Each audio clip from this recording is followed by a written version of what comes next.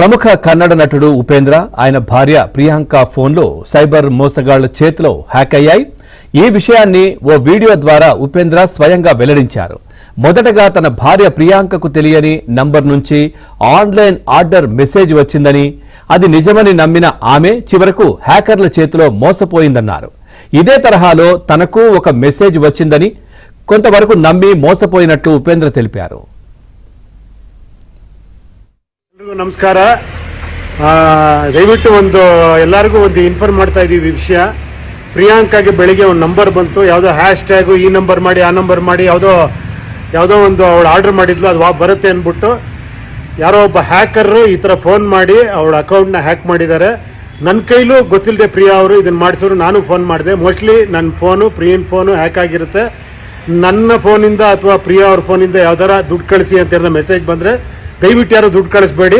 ಆದಷ್ಟು ಬೇಗ ಅದನ್ನು ನಾವು ಪೊಲೀಸ್ ಸ್ಟೇಷನ್ ಕಂಪ್ಲೇಂಟ್ ಕೊಡ್ತಾ ಇದ್ದೀವಿ. ದಯವಿಟ್ಟು ಹುಷಾರಾಗಿರಿ. ಪ್ರಿಯಾಂಕಾ ಫೋನಿಂದ ನನ್ನ ಫೋನಿಂದ ಯಾರ ದುಡ್ಡು ಗಿಡ್ಡು ಕೇಳಿದ್ರೆ ದಯವಿಟ್ಟು ಕಳ್ಸಕ್ಕೆ ಹೋಗಬೇಡಿ. ಎಲ್ರಿಗೂ ನಮಸ್ಕಾರ. ఇక ఈ ఘటనల వెనుక హ్యాకర్ల పాత్ర ఉన్నట్లు ఉపేంద్ర అనుమానం వ్యక్తం చేశారు. ఈ విషయంపై పోలీస్ స్టేషన్లో ఫిర్యాదు చేస్తానన్నారు. తన ఫోన్ నంబర్లను ఉపయోగించి డబ్బు అడుగుతూ మెసేజ్ పంపుతున్నారని, అలాంటి మెసేజ్ వచ్చిన వారు వెంటనే అప్రమత్తం కావాలని సూచించారు. తమ నంబర్ల నుంచి డబ్బు అడిగే మెసేజ్లు, కాల్స్ వస్తే ఎవరు నమ్మొద్దని ఉపేంద్ర వీడియోలో విజ్ఞప్తి చేశారు. నమస్ಕಾರ. ದಯವಿಟ್ಟು ಎಲ್ಲರಿಗೂ ಇನ್ಫಾರ್ಮ್ ಮಾಡ್ತಾ ಇದೀವಿ ವಿಷಯ. ಪ್ರಿಯಾಂಕಾಗೆ ಬೆಳಿಗ್ಗೆ ಒಂದು ನಂಬರ್ ಬಂತು, ಯಾವುದೋ ಹ್ಯಾಶ್ ಟ್ಯಾಗು ಈ ನಂಬರ್ ಮಾಡಿ ಆ ನಂಬರ್ ಮಾಡಿ ಯಾವುದೋ ಒಂದು ಅವಳು ಆರ್ಡರ್ ಮಾಡಿದ್ಲು, ಅದು ಬರುತ್ತೆ ಅಂದ್ಬಿಟ್ಟು ಯಾರೋ ಒಬ್ಬ ಹ್ಯಾಕರ್ ಈ ಥರ ಫೋನ್ ಮಾಡಿ ಅವಳ ಅಕೌಂಟ್ನ ಹ್ಯಾಕ್ ಮಾಡಿದ್ದಾರೆ.